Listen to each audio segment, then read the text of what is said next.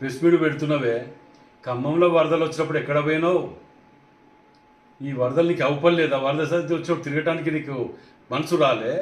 కానీ ఇలాంటి వ్యక్తుల దగ్గరికి పోయి ప్రెస్ మీట్ పెట్టి ముఖ్యమంత్రి గారిని విమర్శించే స్థాయి అనేది తండ్రి లేకపోతే నీ రాజకీయంలో నీ బతికెక్కడిది, నువ్వు ఎక్కడిది అనేది ఒకసారి ఆత్మవిమర్శ చేసుకో. నువ్వు ఒక అమూల్ బేబీవి, ఇంకా చిన్న పిల్లగాని రాజకీయంలో అన్నీ తెలుసు అనుకుంటున్నావు. నీకేమి తెలియదు.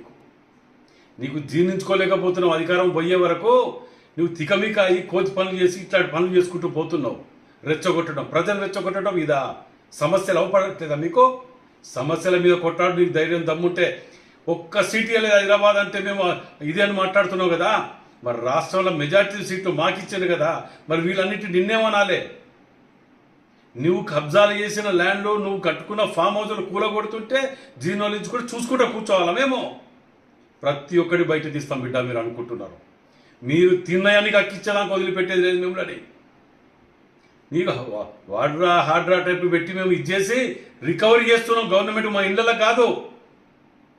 సిగ్గు శరాలు లేకుండా జీర్ణించుకోలేకపోతున్నారు. దోష ఇంకా బుద్ధి రాగి ఇంకా కూడా మార్పు రావట్లేదు మీ ప్రవర్తనలో. ప్రతిదాన్ని 18 గంటలు కష్టపడ్డ ముఖ్యమంత్రి ఎవరు ఉన్నారంటే అది రేవంత్ రెడ్డి గారు.